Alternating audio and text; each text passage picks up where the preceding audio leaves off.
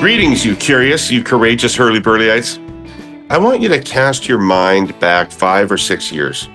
Doug Ford, first-term Premier of Ontario, had popularity numbers that, if they weren't all-time lows, were lower than the voice of the great Johnny Cash after a week-long bourbon bender.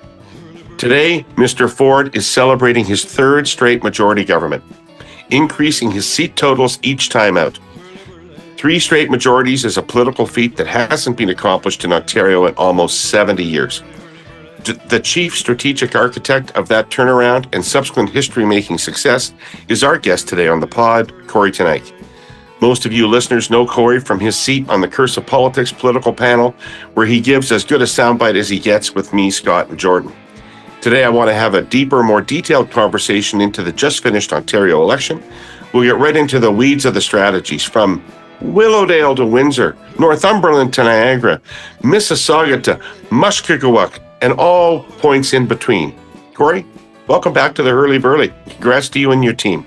Oh, thanks, David, and thanks for that kind introduction. It's I remember the first time I joined the air quotes media environment was after our election fight in 2018, and it seems like a really long time ago now, but. Since then, we've done lots of great stuff together, and I got to say, right back at you. I think that what you've built here with the team is one of the most important and interesting things going on in Canadian media. Not just the light that you shine on big issues here on the Herle Burly, but also allowing us to have what I think is a great conversation every week on the Curse, where we get to not just disagree, because you can get that anywhere, but also agree with each other. And that's something that, boy, oh boy, when you look south of the border right now, you can see that you lose that in your political discourse. It can lead to some very dark corners, and we appear to be living in one of those dark corners right now. Very much so. Today's a tough day to be doing this. It's Tariff Day in Canada. So, well, thank you for that. We're very proud of what we've done at Air Quotes, for sure. And you're a massive part of it. But enough of the back and forth fluffing. Let's get into this conversation. So, Kory, the election campaign. People always say elections matter, and they do. But the election seemed over before the campaign started, and in fact, it doesn't really appear that the campaign made much of a difference. Once you had the frame set as standing up for Ontario against the Trump threat, the other parties couldn't seem to be able to punch through that. So what were the considerations around the timing of the election call, which seems so determinative of the outcome? Well, it's not a secret for those who listen to Curse and elsewhere that I think there's a lot of wisdom in going early. And I'm not sure we were going to go early, though. Certainly, I, as a campaign manager, wanted to go early, and the biggest reason is not what some in the media have suggested around investigations and that kind of thing. Those will come and those will go, and I think they'll be very disappointing for the people who are looking for big headlines, but.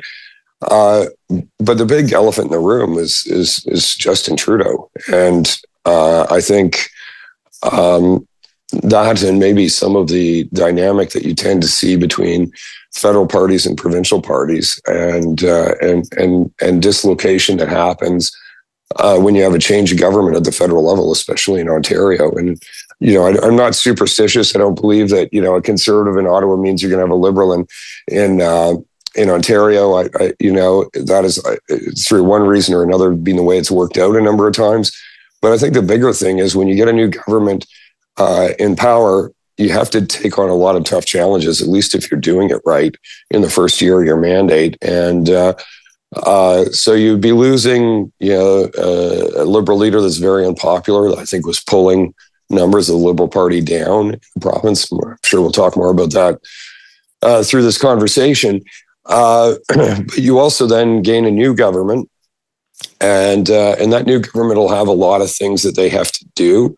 and whether it's fixing things on the fiscal side, or whether it's just changes that they've campaigned on that they want to make. But those changes always cause some dislocation. And that first year of your mandate is when you do all the tough stuff. It's when you do the stuff that's going to be unpopular in order to ride through that to what is hopefully a better environment as a result of those changes by the time you face re-election. But what you really don't want to be doing is facing an electorate for a cousin part, where a cousin party has just done a bunch of really difficult things, and you're the first throat that the electorate has to choke after having done all those things, and that can prove to be pretty difficult for you. So I think we wanted to go early, but that's what I wanted to do, and maybe the rest of the campaign team. But the premier was pretty adamant that wasn't going to happen unless there was actually a genuine reason to go. And we threw that out into the universe, and the universe brought back maybe an answer to that wish. But that being said, I kind of wish it didn't in many other ways, because the calamity that came our way to provide that justification is Trump tariffs, and no one for any amount of electoral victory would want to wish that upon the electorate. I think it's going to be a horrendously challenging thing for not just Ontario but the entire country, and it's going to cause a lot of pain to a lot of people, and I wish it just wasn't so. Yeah, I think everybody's pretty scared right now. So nobody will ever call an early election in Ontario, or maybe in Canada again, in world history, without being reminded of David Peterson. Yeah. Were you at all nervous about blowback from an early call? Yeah, but that's one of the reasons why I think you don't want it to be a surprise early election if you're going to have an early election. And we started the process of acclimatizing the electorate to that and the media to that probably 10 months before, not knowing that it would happen, but knowing that there was a possibility that it could happen, and knowing it's something that we were looking at doing. And I am very much a believer in no surprises when it comes to big decisions. When you surprise the electorate, I think that's when you tend to increase the risk of backlash. So, but that said, like, if there was not a good reason, I think we would have faced a significant backlash. And the fact that we didn't, I think, is maybe a combination of having tilled that soil pretty thoroughly in the months leading up to it, but also combined with, of course, an actual genuine justification. Yeah, the other party seemed to think it was a vulnerability. They sort of spent the first week trying to turn it into something. Well, it's a sign they weren't doing a lot of polling, because we were, and what you actually saw in the early days of the campaign is our numbers were up, not down. We'd been polling kind of in the 40 to 43% range for a couple of years, basically, and then all of a sudden it shot up like to levels that were completely unrealistic. When you get north of 50. As a conservative in the province of Ontario, you're getting the votes of a lot of people who are in all likelihood never going to vote for you because they never have voted for you. And what you're seeing is a reaction to something that's going on in the larger discussion. And it's not really about who you're going to cast a ballot for. It's about, a rally around the flag sort of element, which is, I think, what that was, more than a endorsement of any one political party. So let's just have a second on this, because we were doing daily tracking on Cursive Politics.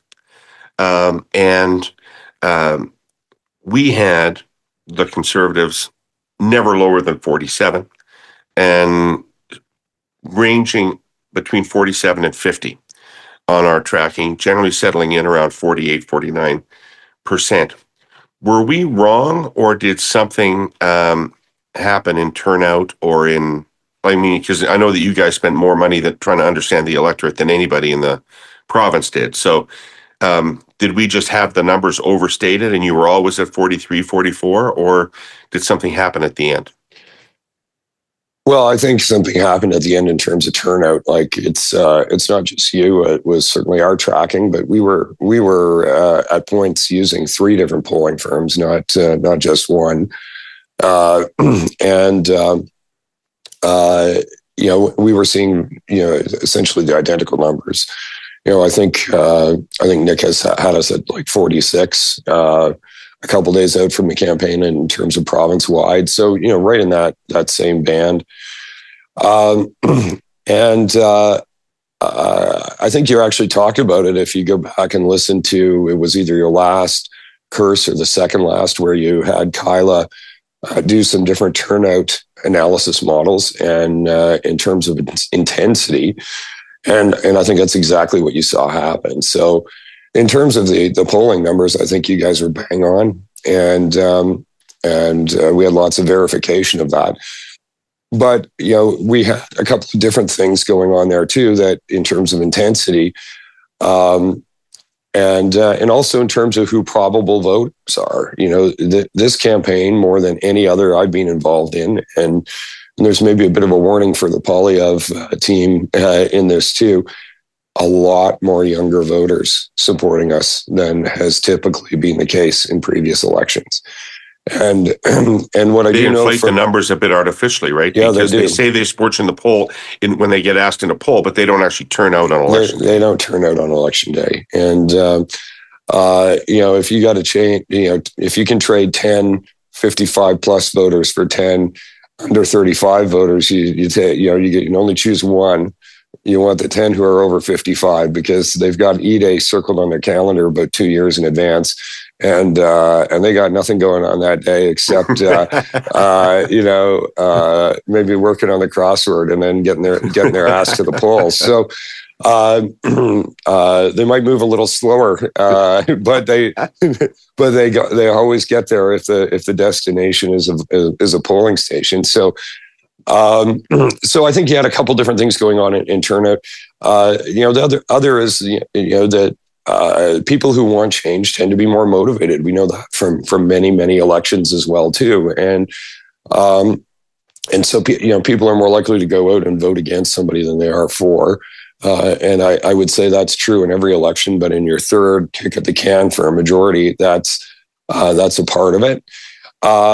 And also the seeming certainty of our victory, I think, can work against you in terms of voter turnout, especially on a day that like we had on E-Day, where a lot of the province was having, wet snow for half the day, and then it was kind of raining later in the day, and it was kind of a miserable day.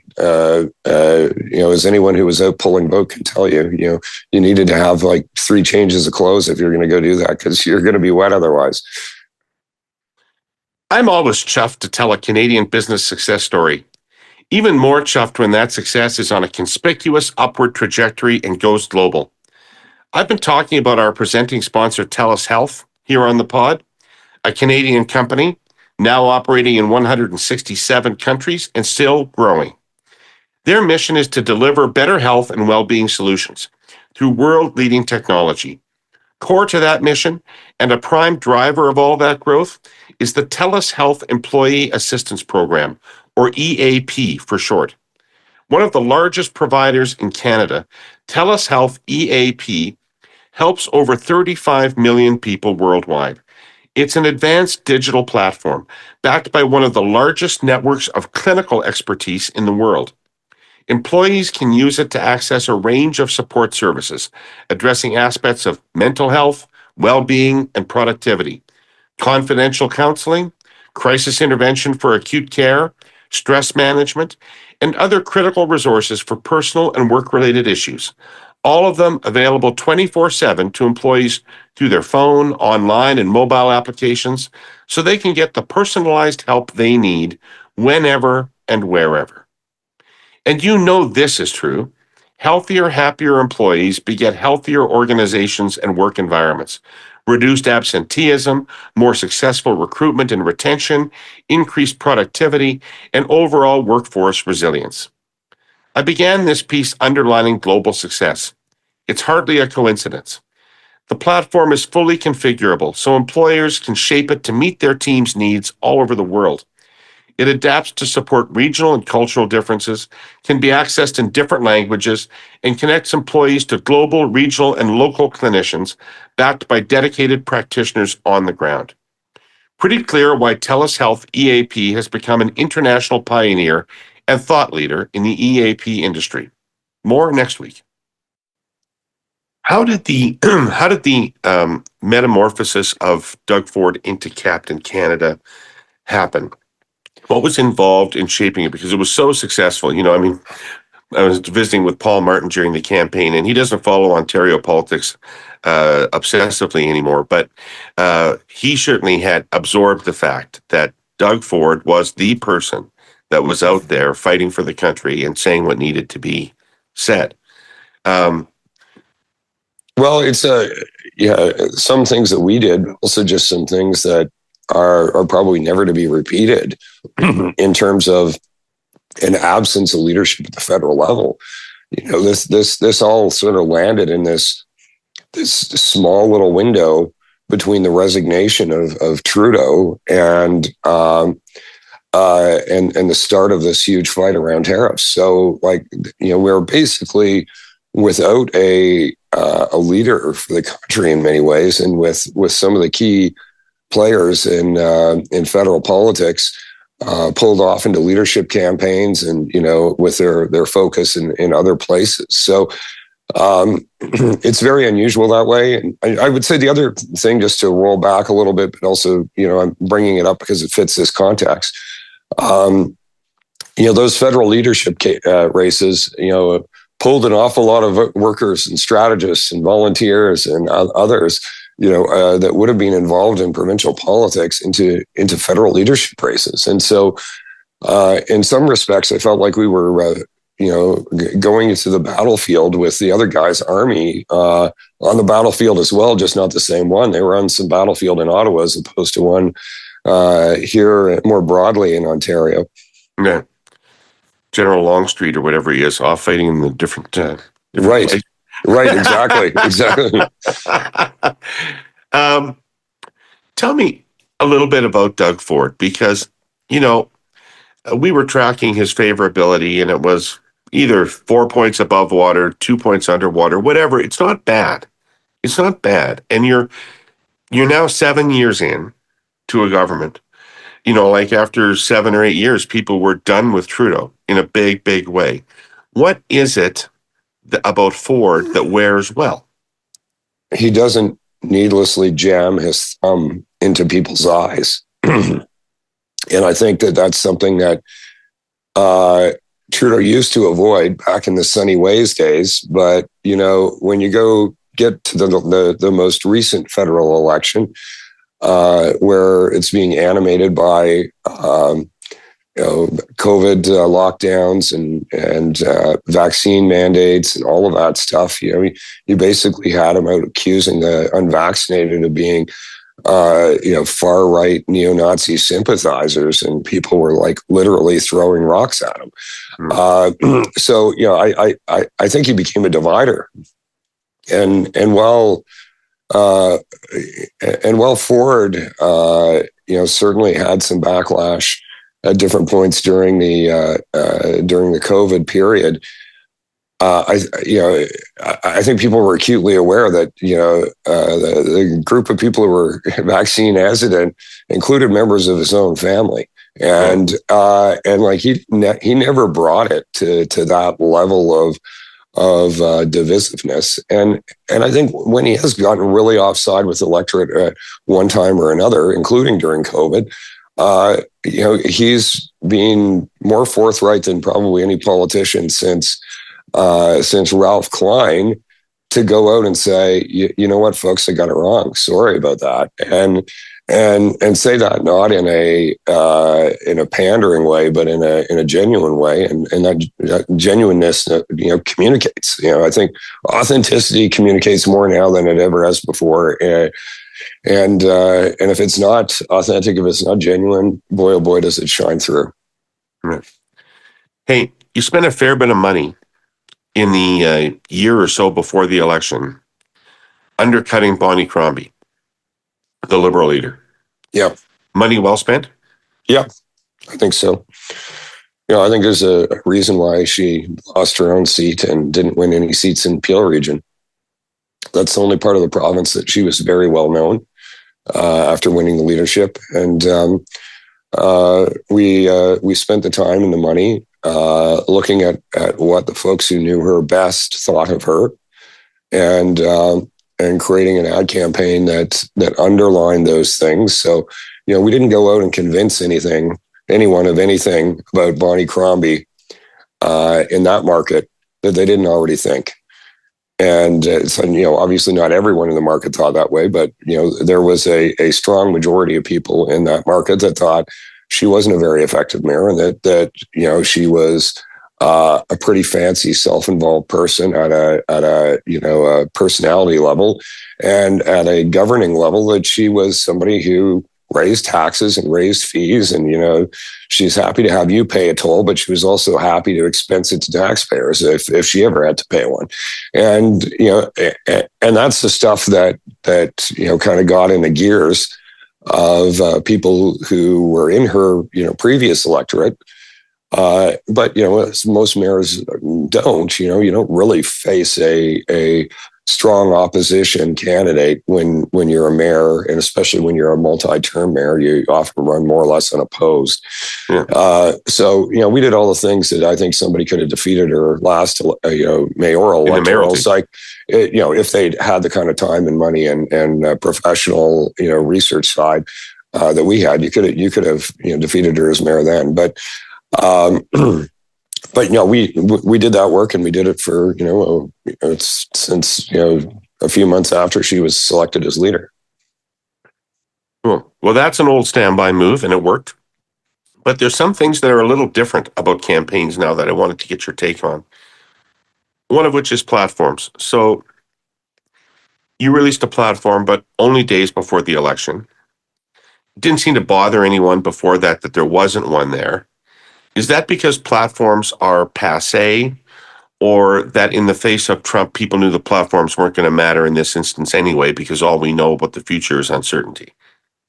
Well, a little of both. Like, we really didn't do a platform the first two campaigns either. Like, we released them very late, and they were, more or less just a summary of all the things that we talked about earlier in the campaign. But there's nothing new in the world, and that approach was the dominant approach of campaigning up until the early 90s, where you would, release a platform late, and it'd be a summary of all the things you talked about, and you're trying to retain the news value of the things that you were announcing.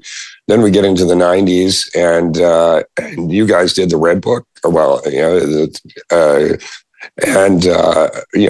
was a book. The thing was, 150 fucking pages. It was something crazy like that.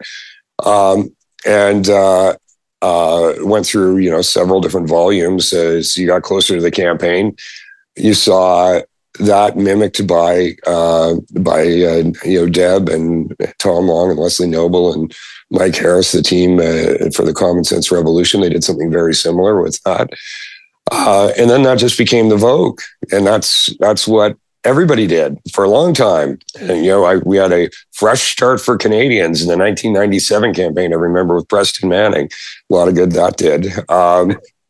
But you saw campaigns that were successful and unsuccessful alike, taking that model and rolling it out. But I think we were probably near the front end in 2018 of just turning it back the other way. And part of that was just the circumstances by which we came into government. Like, literally weeks before a provincial election campaign, with some other guy's platform that wanted to bring in carbon taxes and do a bunch of other crazy shit that we were never going to do, and in fact we campaigned against.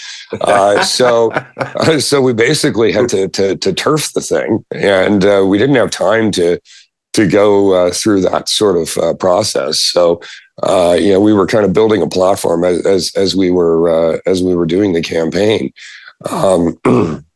but it worked well, and you've seen others do it since then, and we did it that way again this time.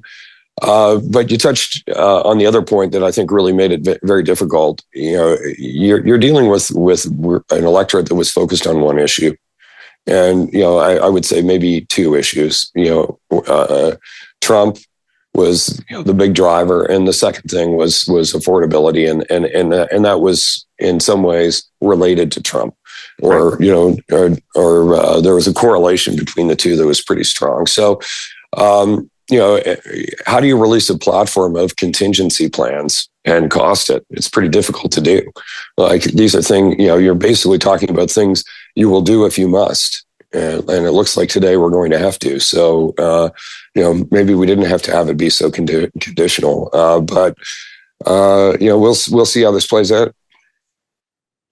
So most people in the world don't get this, but I'm guessing most of you out there in Canada will. When it gets cold, and I mean really cold, dangerous cold, the kind of cold that bites at exposed flesh like a piranha and shocks lungs and makes your fingers hurt inside your gloves and stiffens and attacks anything mechanical and generally makes life miserable. Okay?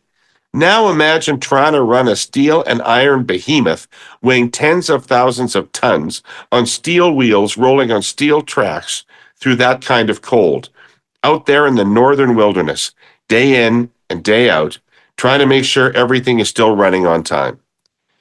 That is what our sponsor CN is doing right now and has been doing for more than a century. Cold assaults hydraulic brake hoses.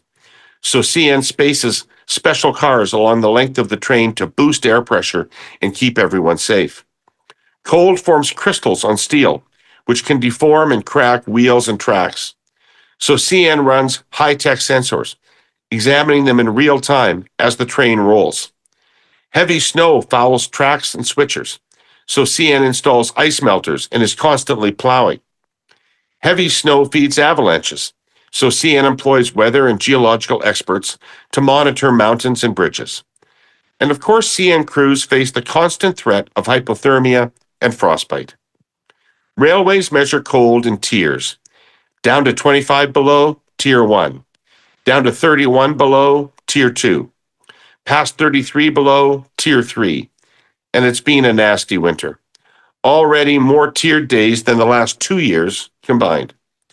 My point is that while we sleep and work, thousands of CN railroaders head out to battle some of the coldest weather on Earth. And they do it because they are professionals and they know they keep the economy moving. That probably deserves a thank you. Oh, also, I think Polar Vortex sounds like a model of snowmobile. That's all. What do you think of the utility of daily policy announcements, the Gainsberger approach? Well, I was mystified. I was mystified throughout the campaign about why the opposition parties were what I consider to be wasting days announcing worthy initiatives. Like, I don't disagree with them necessarily, but they seemed irrelevant to the campaign. Well, they were irrelevant to the campaign, and so irrelevant. I don't think anyone could name most of them, like even the really big ones. Right. Probably the biggest one from a dollar figure perspective would be the ODSB one, which both the parties mirrored, opposition parties mirrored one another, but. Unless you're somebody out there in Ontario who's receiving those benefits, you probably didn't see it or hear it. And even then, if you saw it and heard it as one of those people, it's because somebody else told you, not that you saw it on the news, right? Like, or maybe you got something on your social media feed or through some chat group that you're a part of that focuses on those kinds of issues. Look, their earned media, come in the morning. They mostly cover the events from their office at Queen's Park, or or if they're still working from home, which some of them are, from there, and their day's done by 5 o'clock. Like, gone are the days where you have to have multiple shifts of people in the newsroom, and you've got reporters all over the place covering all kinds of different things that you're trying to spin and whose coverage you're trying to influence. Just in our war room alone, I think we probably outnumbered the Queen's Park press gallery by 2 or 3 to 1. So it's like, It's the opposite of having to run zone defense on reporters, which is what you used to have to do. It's like 3-on-1, 2-on-1. And that's just one campaign. It's probably 6 or 7-on-1 if you're looking at all the campaigns together. Like, it's a lot of people trying to talk to Laura Stone in a day. But at the end of the day, she's going to write a story, and she's a very talented journalist, but it's going to be behind a paywall, and almost nobody's going to read the fucking thing. So, their social media feed will get some traffic, but the days of earned media are over. Like, they're just over. And if you're not paying to produce content and put that in people's feed, and get it in front of their eyes, then you're not fighting a modern campaign. Like, if you had to choose between having dominance in earned media stories or dominance in memes, choose memes right now. And that's different than it was even in 2018. Totally. But something that's always been true, and it amazes me about this, people do this, is assume that if you have a day and you announce a policy on the ODSB, yeah, and then the next day you move on to something else, that anybody has heard that announcement. Yeah. No one's heard it. No one's heard it. And by the way, nobody would really have heard it back in 1975 either. Right. Repetition is critical. So, to just announce something and then never talk about it again and go on to a different thing every day and think that people are going to absorb all of that and integrate it into your vision is crazy. Yeah, it is crazy. But even if you're doing different things on different days, like, it better be narrow casting to some portion of the electorate, but you stop in the larger things you're talking about, or whatever the 3 or 4 or 5 priorities are that you have for the electorate. Because I think 5 is the maximus number that you can have in terms of things that you can get out over the course of a campaign. But 4 would be better, and 3 would be even better than that. Yeah, by the end of the 2004 campaign, Kory, we narrowed it down to 1 to 2 things. I basically said to Paul, if you can convince people that you'll make a difference on healthcare, I'll convince them that Harper shouldn't be the prime minister. That was basically right. the 2 things. Yeah, I think that's a good number.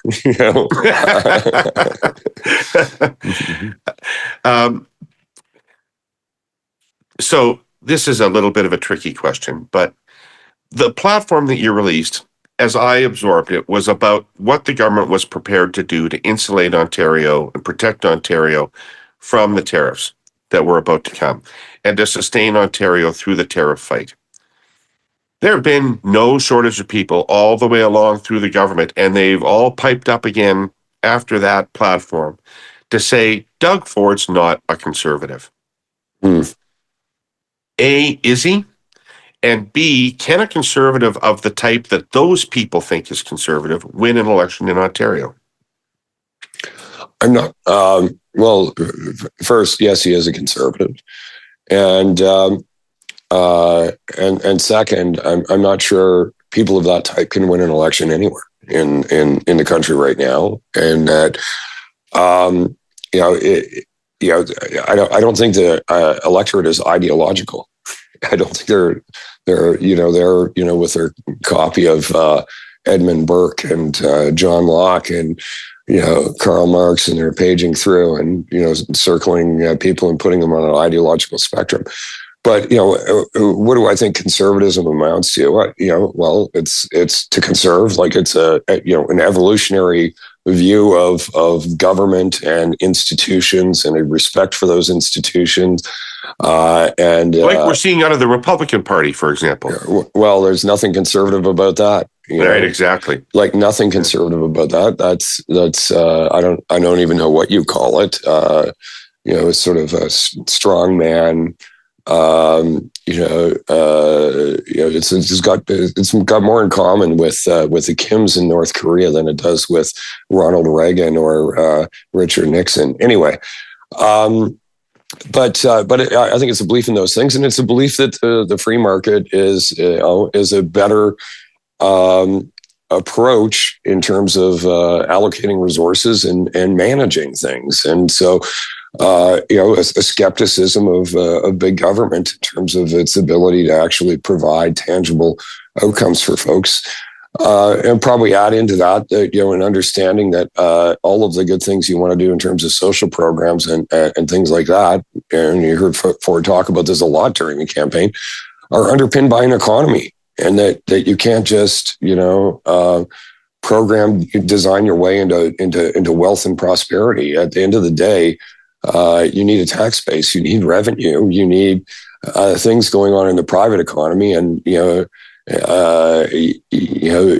can't. Obviously, public servants are paying tax too, but they are not contributing to the economy in the way that you'd have to tax them at 110% to make money off them. Like it doesn't work. It doesn't work. They are an expense item. They are not a revenue item in terms of the government. So. Yes, I think he is, but this notion of a purity test, I think, is just so much bullshit. And I wish people who want to play that game the best of luck. But it won't. That fortune will be unlikely to be electoral.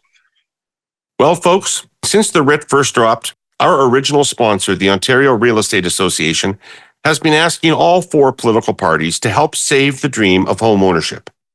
Because even at a time when home ownership rates are on the decline, we know the desire to own a home remains strong, and we need more homes and more affordable choices to make that happen. That's why the next government at Queen's Park must embrace housing as a core issue and implement bold actions to increase supply, improve consumer protections, and lower the cost of housing across the province. Whether we're talking about ending exclusionary zoning, improving the efficiency of the landlord and tenant board, or limiting municipal development charges, the actions needed to keep the Canadian dream of home ownership alive are out there, and we need decision makers to embrace them. To read OREA's full 2025 Ontario election platform, A Home for Everyone 2025, visit orea.com/platform. All right. So one of the most interesting things to me is the changing relationship of the Ford PCs and the private sector trade union movement. Those unions have gone from funding campaigns designed to defeat the PCs to endorsing them and appearing at events beside them. Can you talk to us a little bit about how that relationship has been built? Well, like we talked about it a little bit, I think, in our first conversation back in 2018. But it was more pronounced this time. Yeah, we had one union endorse us in 2018, and that was Leona. I think we had a couple of steelworker locals that did as well. But no, not at the provincial leadership level. We had 21 different unions this time. I think 2022 we had 9. So 1 to 9 to 21. It's a huge growth, and I think of folks like Pat Dillon, who ran the campaign against us in a couple of different elections with working families. I view as a personal friend. Want to talk about ideology? I don't think there's any ideology in any of those guys that's opposed to conservatism. I think there's an ideology that's in favor of safe workspaces for their workers and training for them and competitive wages. And if there's one thing that we're not suffering from in the modern economy is that people at the bottom end of the workforce, where we have skills shortages, not being paid enough, right? Or being paid too much, rather. The problem is the opposite. They're not being paid well enough, and hence we have. Last time I checked, the economics would dictate that we're not paying them enough if we're having a shortage of workers. We need to do better for people who are in the skilled trades and people who are in health, human resources. Those are those two categories account for like 90% of the more than 90% actually of the workplace vacancies that we have in the economy, and we need more of them, and so we need to do more for those folks in order to attract people to those professions. What does that mean as you go down the line? Well, it means more affordable housing, because a lot of the cost of building a house or building a freeway or building a building or building a hospital is the inflated value of due to the extreme shortage of workers to do that work. We need more people in these things, and we've sort of debased the value culturally. Do they think they're more valued under Premier Ford? Yeah, well, I think they do, because I think there became a cultural perception, led by, frankly, call it the Laurentian elites, call it media elites, call it whatever, that, you would, if you did well in life, you weren't going and learning how to be an electrician or a plumber or a carpenter.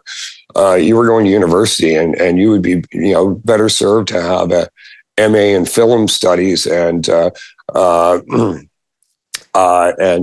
feminism, and then to pick on two things, then to learn how to swing a hammer or fit a pipe or weld a bead.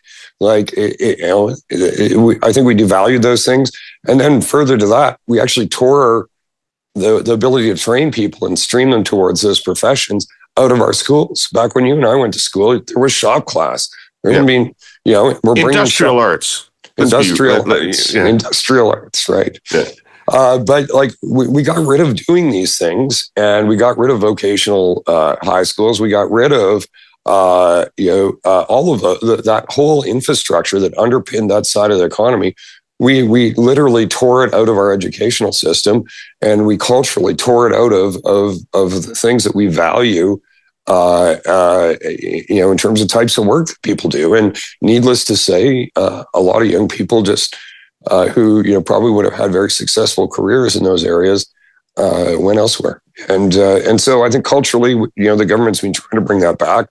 I think Ford speaks to those folks quite well. He ran a shop floor in his business for a lot of years. He knows how to relate to those folks. His first jobs in life were in those types of environments. So I think he's more capable of speaking to those folks than a lot of other people who have never been in a part of that world at all. Yeah, I kind of wondered to what extent the union leadership was also listening to their members, because our polling was showing Ford at over 50 points among men, and if you targeted it to men in trade unions in those kind of jobs, I'm sure it was much higher than that. Well, sure, union leadership is elected, and they're elected by members, and it becomes a reflection of that, but not universally. Like Unifor, we got endorsement of some locals, but the larger union did not endorse us, despite the fact that their members overwhelmingly support the premier. And that'll be a question for them when they go to vote for their leadership next time. But we'll see how that goes. Yeah. Hey, can we talk about the other parties for a few minutes? Sure. Yeah. So the NDP rose from the ashes of the Liberal Party in 2018 and formed the official opposition. Yeah. In the two elections since then, in each election, they've lost seats and lost votes. What prevents that party from being a serious challenger to you for government? It's a few things. I would say in this election, first and foremost, Jagmeet Singh. And, we talked a little bit in the front end about how, federal parties and how they're viewed can either be, a tailwind at your back, or it can be, a headwind, or in this case, maybe an anvil tied to your ankle. And I think Singh is a very, politician of very low competence in terms of marketing his party and his ideas, and someone who has become synonymous with the the worst parts of the Trudeau brand, and keeping that party alive and in power federally. And while Trudeau is gone, Singh is still there, and I think it's not just in Ontario. I think you've seen that in other provincial races over the last few years, where Singh has been an anchor for the NDP. So that's call that category one. Category two, hearkening to the labor stuff we were just talking about, the NDP have become the party of downtown ideological radicalism. Whether it's sort of DEI wokeism, or whether it's anti-development, anti-resource sentiment. They're the folks who want to shut down a lane on the road and turn it into a bike lane, and they want to blockade the pipeline that was going to be built, or the mine that was proposed, and for a huge segment of the traditional NDP voters, voting class, that's called my fucking job, right?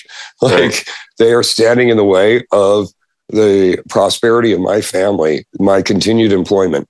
And it's pretty hard to do well in politics if you are getting in the way of somebody in that way. And I think the NDP had, I think it was less pronounced with Horwath, because she came from that more of that working class Hamilton sort of sentiment, and in touch with that part of the party in a way that Mart styles well. She is I think a very capable politician in her own right, is not part of that world. So I think that's point number two. And point number three, same thing as always. They don't vet their fucking candidates, and they let people run their party who are kooky and problematic. And until they start vetting people and weeding the garden, so to speak, before they let the public in to view the garden, it I think puts a cap on their support more broadly in the province, that where people don't want to be associated with people who don't stand at attention when the anthem's played, or wear a poppy on Remembrance Day, or any of the other crazy shit that they endorse.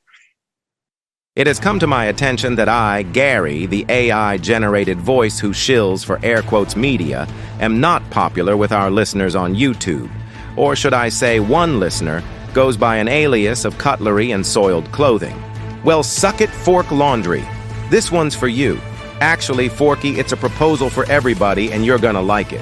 Advertise on air quotes pods, and you can get my nauseating voice off the air, because your message will be read by one of our influential and human hosts, David Herle, Kate Hammer, or Mike McDonald. Or just record any piece of creative in your ad agency's fancy production studio and send it to us. Either way, you'll be reaching Canada's most influential listeners at this crucial intersection of politics, and who knows what the fuck happens next. Trump, a new prime minister, new economic policy, a whole new world order. Baby! My data points are tingling. Curse of Politics, the Herle Burly, and Hotel Pacifico have the ears of cabinet ministers, elected officials, and the political class, leading journalists, the C-suite, and tens of thousands of engaged Canadians. Oh, and Curse is going daily for the federal election. Prime influence time. So let's do Forky a solid. Email us at contact@airquotesmedia.com to get rid of Gary and get your message to the decision makers.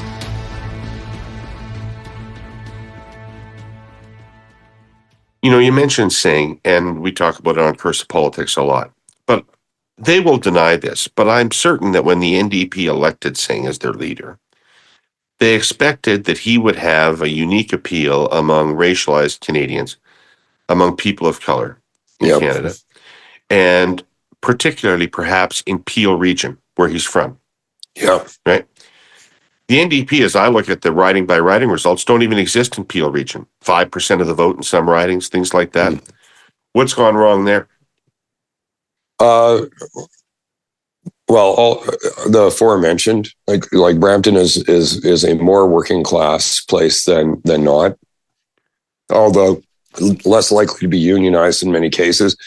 Although they'd have a lot of Leona members and folks like that. But a lot of people driving trucks. There are a lot of people driving Ubers. There are a lot of people working in the service industry in other parts of the city in one way, shape, or form. Like I would assume that the airport's probably, if not the largest employer, it'd be a top 2 or 3. So there's that sentiment that we were talking about earlier with NDP. Look at Singh.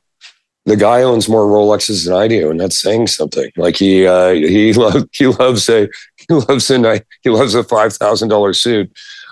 Like he is not part of that world, and I think that's a problem. I think the other thing is within that South Asian community, there is a bit of a bandwagon jumping element too. I don't think anyone has deep roots in any party. And I think when it looks like you're going to form government, you get a big surge of support. And so I think there's a race towards the winner or perceived winner that goes on to. Combination of those things, I think, have been very good. But look, we crushed Singh's brother in the 2022 campaign when he ran in Brampton. So like it's not a new thing. Right. Now, to their credit, they fought tenaciously in the ridings that they hold and held many that you wanted to take from them. What did they do in those ridings that allows them to cling to them in the face of crumbling overall support? One, I think they were very focused on being good MPPs and really doing their constituency work and canvassing between campaigns and being present in their communities in a good way. And I got to say, and for some of the members that we lost, I guess we only lost a couple. The opposite was true. I think when you're an MPP or an MP or an MLA, you ignore doing that work at your peril.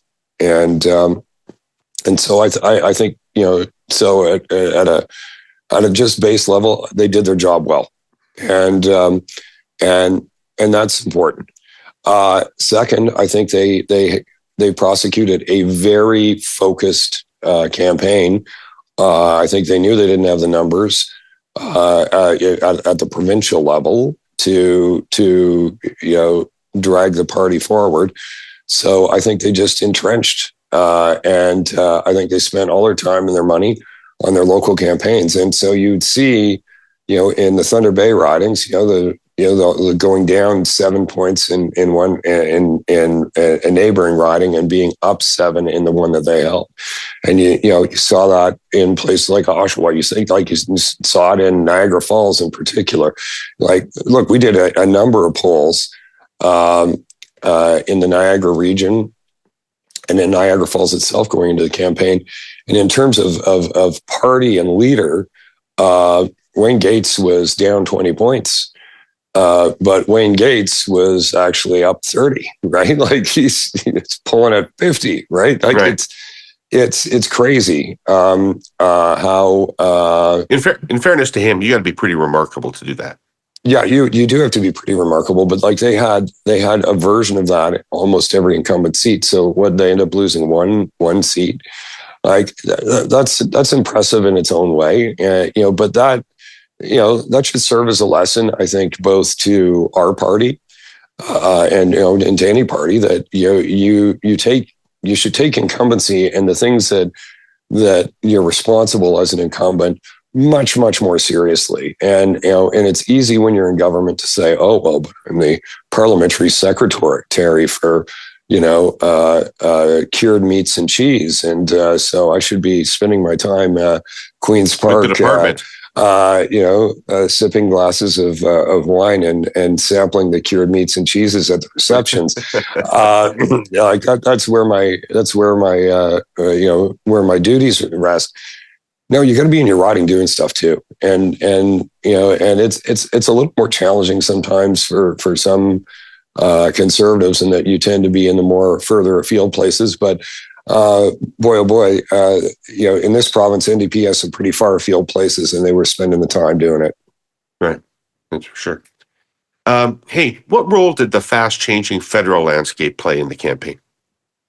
I think a negative one for us in some respects. In that I think it provided some lift to the Liberals. Like there's no indication in any of our research and even anecdotally at the doors that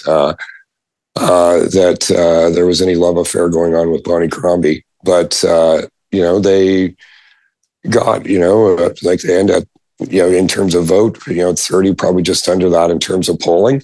But in terms of how they were polling, but I would say almost all of that is called that Justin Trudeau is no longer around. And those numbers floating up to what I see as the normal baseline for Liberal Party support in the province of Ontario. And so I don't think it's that, there was a love affair with Mark Carney going on. I wouldn't say that, although, he is, infinitely more popular than Trudeau was. But just the removal, or less unpopular, yeah.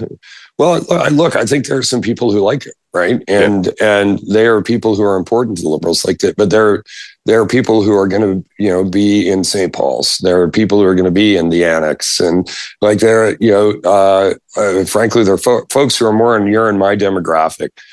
David, of make too much money, read too many books, consume too much media, and work downtown. Like those are the folks who are going to be particularly allured by a CV like Carney's, and so so I think, look, that's a group of voters who, many of whom were so angry with Trudeau by the end of his reign, that despite all of their natural voting tendencies, were parking their vote elsewhere. And so I think absence of Trudeau helped her. And I think, kind of wiping him out of the frame was all of the other events that are going on in the news. And, that whole narrative, I think,